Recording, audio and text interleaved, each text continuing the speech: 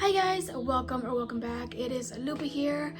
I am very excited for today's video. We are going to be talking about the first year of being guide dog handlers, everything we gained, we lost, we experienced, and some great advice is going to be given in this video by some guests. So let's welcome them. Before we get started, don't forget to subscribe, share, and like, and as always, don't forget to hit that notification bell to be notified every time I upload a video. Okay guys, so there's 3 things I want to talk to you guys about my personal experience. Before I get into that, I do want to mention that even though there was a lot of things that were such a struggle for me, I lost a lot of things, I learned a lot of things, I do want to say that everything that I experienced, especially in that first year, I think made me a better person, in the sense that I really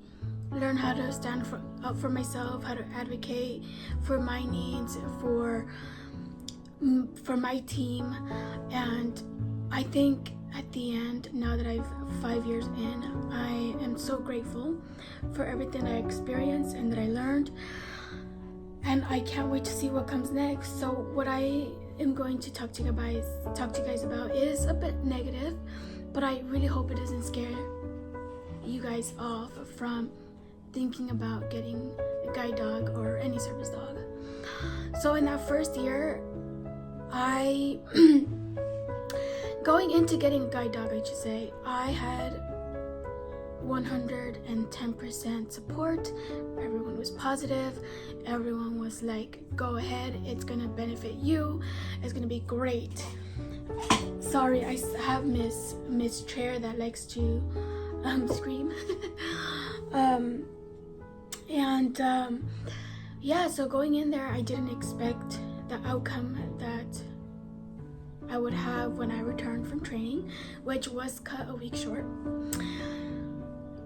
And the one thing that threw everything into the wayside was the dog fur. It was not even the dog himself, it was his shedding. I warned everybody that there was going to be a lot of shedding. But in that first, especially in those first 6 months, I felt worthless. I felt like a burden.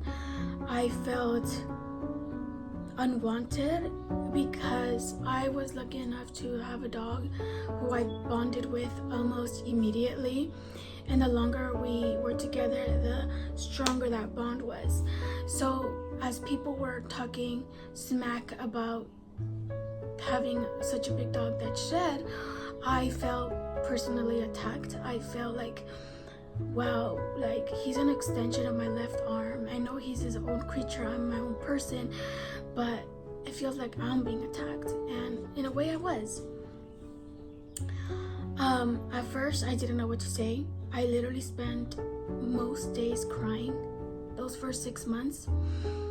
I think when it all changed for me, it was an incident over the summer where guests were put first, and we were having a heat wave that day, and our electricity went out because there was an accident in the neighborhood. So we had no air conditioning, nothing for like 6 hours, and they expected me to stay in my room, which was not insulated at the time. It was my old room, my previous room, so it was like an oven there. Like if it was 110 out there, it was probably 10 degrees hotter in my room. And I couldn't have the windows or door open because they were grilling, and I'm like, I don't want that smoke coming into my room. So I felt that day I was literally crying, and I went to the front yard and I was crying out there, and then people were coming out, like the guests, and like, oh, what's happening? And that was the first time I ever snapped at guests. I'm like, don't talk to me, don't talk to my dog, because of you, I'm being forced to stay in my room. And that was not the first time, but that was the worst time they ever did that to me. They would add things they know the puppy would get into, like plants that he used to love. Like, he's better at it now, but like plucking at chili plants and other stuff, and instead of putting them on higher stools, they put them on lower, and they would add more. So it was this really big thing. We are now coexisting. I put my foot down. Now this is the hardest part of that first year. I lost about 95% of my family and family friends, and that's only because of the fur. Within that first year, the people that supported me the most, the people who gave me sanctuary growing up, were the first ones to turn their backs on me, and not so much words but actions and behavior. One cousin, I went in to go give her a hug, and instead of saying, "Oh no, I'm going out, I don't want to get full of fur," which I would have been completely fine with, as I was going in, she like jerks her shoulder like that and hits me right in the face and doesn't say anything and walks away. And I was like, oh, okay. And that's when I promised myself I would never go to their house. And I've been to their house because family members have gone, but I haven't gotten off the car. And they haven't looked for me, they haven't called me. And mind you, they really didn't before, after I stopped going to their house when I was 18 or 19. But at least I would go to them and it would be fine, whatever. But I guess, you know, it was time to let them go. You know, I was the one only trying to go visit them, to call them for their birthdays, and they didn't do the same for me. So I guess in many ways it was a good thing. So in all the family friends that we have, I no longer go out with them. They don't invite me anywhere unless my mom's driving or unless we meet them at the location. The worst part about this is that my own mom will kind of play on this kind of stuff. Like, she's like, "Oh, you can't go because they're taking their car and I don't want their car to get full of fur." And I understand he sheds a lot, but it's cleanable. You can clean it, it's just fur. But it is what it is. Today, 5 years in, I only speak to one cousin, my beautiful cousin Janet, who has helped me a lot through school, things like mental and emotional. She's always there for me when I need to talk to somebody. My sister, who I also kind of fought with in the first 6 months, she was the one who also was all about the fur, and I was like, fine, don't talk to him, don't come into my room, ignore him. If you're gonna be a hypocrite like that, I'm not gonna deal with that. And we did go through a lot, me and my sister. We did do a lot of awkward apologies, but I think, you know, it was, that's how I learned to stand up for myself, you know, by fighting back. And only my cousin Janet, my mom, and my sister were the only ones that really stuck by me. And I don't mention my brother because my brother never had a problem with it, with details or anything. He actually would push me to do more, be better, you know.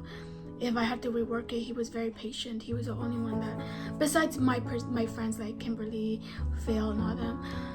So yeah, that was my experiences. I lost family and I lost family friends, but at the end of the day, I'm happier, I'm more independent, and I am safer.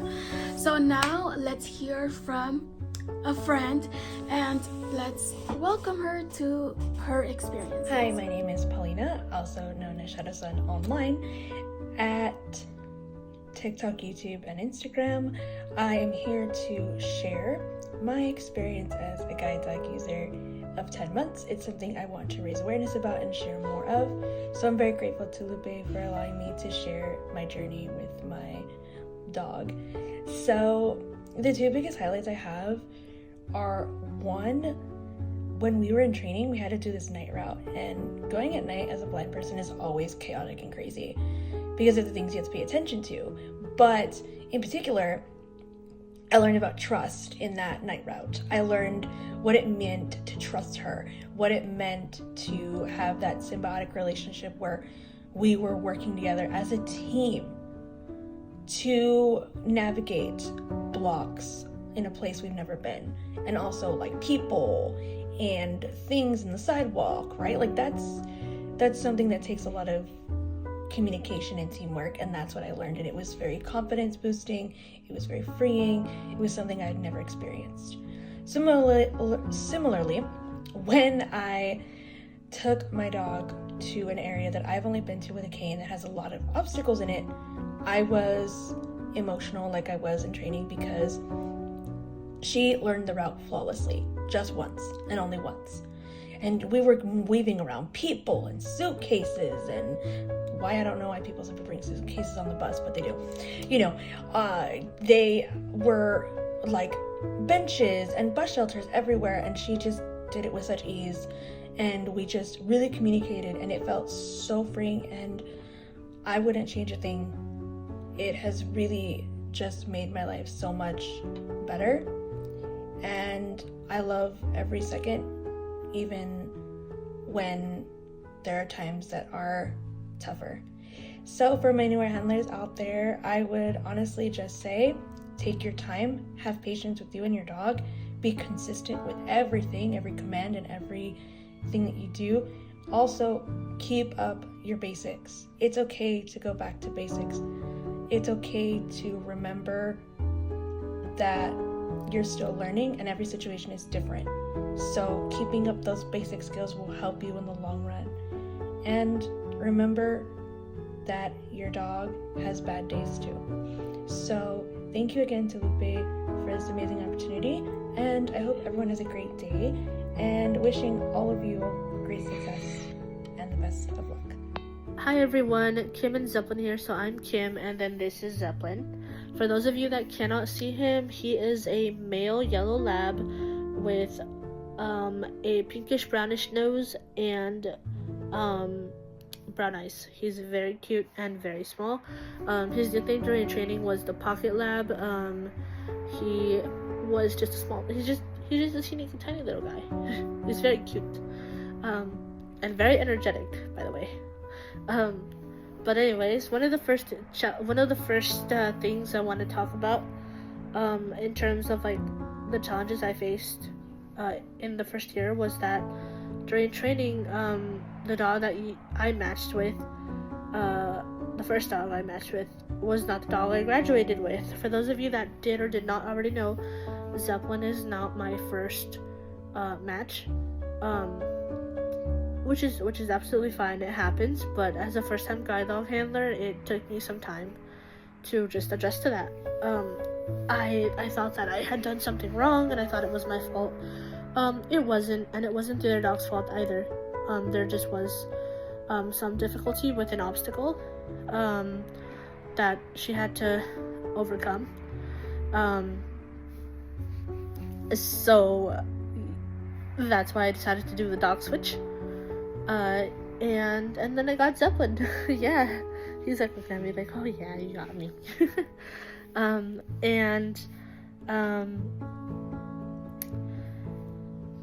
That was a challenge in and of itself. Zeppelin's very, very fast, and I had to adjust to his speed. And I also had to get used to him wearing a halty. For those of you that don't know what a halty is, it wraps around his nose. It doesn't cover his mouth. It just wraps around the nose and then attaches like via like buckles on the back, like they clip together, like they snap together or whatever.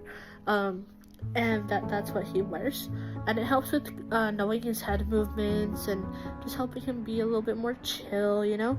But the thing is, like, he tends to throw these little things I call halty tantrums, where he just swats at his face and attempts to try to take it off because he doesn't really like it.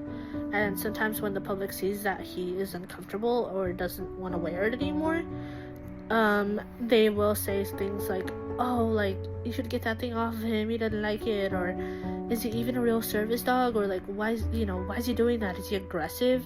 Like, is he, like, so many different things. Like, they're all opinionated. And they all have something to say about him wearing it, but really it's not a muzzle, but a lot of people seem to think it is, and they will tell you it's a muzzle, but it is not a muzzle.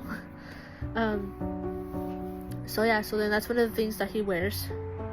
And it was definitely something I had to get used to because not every dog wore it. Public opinion is a very big thing that we all struggle with, especially when it's outside what people perceive as normal. But I didn't experience any discrimination, segregation, anything like that until I got a service dog. And that is a longer story that we can definitely talk about in the future. But it wasn't easy to go from feeling like I was just another individual, going through life, to being segregated in restaurants, being put in the side, or being discriminated on shared rides.